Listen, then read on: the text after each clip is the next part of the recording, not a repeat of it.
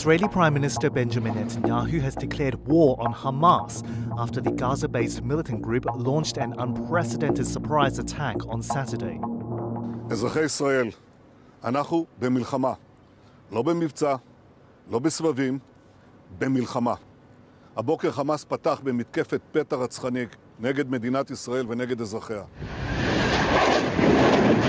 In what was the biggest attack on Israel in years, Palestinian militants launched a barrage of more than 5,000 rockets in a coordinated attack by land, sea and air.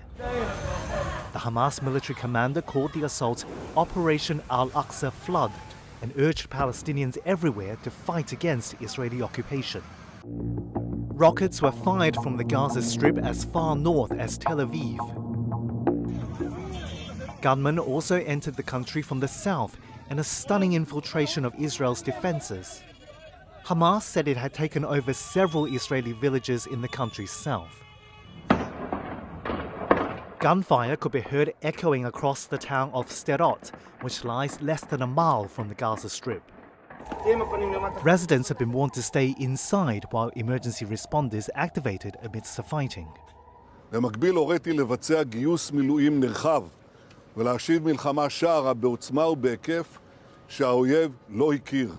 האויב ישלם מחיר שהוא לא ידע כמותו. אני קורא בינתיים לכל אזרחי ישראל להישמע בקפדנות להנחיות הצבא, להנחיות פיקוד העורף. אנחנו במלחמה ואנחנו ננצח בה. Palestinian families across Gaza have begun fleeing their homes in fear of Israeli retaliation. Israel's defense force is the Middle East's most formidable, made up of 169,000 active duty troops and 465,000 reservists.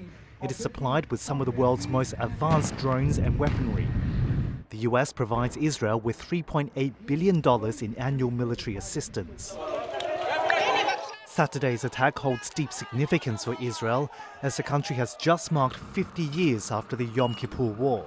In that conflict in 1973, Egypt, Syria and other Arab countries launched a war on Israel on the holiest day of the Jewish calendar. I think right now Israelis are in a severe state of shock. They almost don't have words because they're just so surprised by this. And I think that right now people are being called up to reserves all across the country. Obviously, there's been a lot of political turmoil in Israel. There have been a number of military reservists who said that they would refuse to report for duty because of this battle over the judiciary in Israel. Everybody's put that aside now. There's a mass protest movement that has called off all the protests, and all the reservists who originally had said that they wanted people to refuse to report for duty are now urging everybody to report for duty. So I think the country right now is just going into fight mode, survival mode, like real survival mode. And I think that people probably don't want to start pointing fingers, but very quickly that will start happening. And obviously the first finger will be pointed at the Prime Minister, Benjamin Netanyahu, and we'll see where he goes from here. In response, Israel's military launched airstrikes on what it said were Hamas targets in Gaza.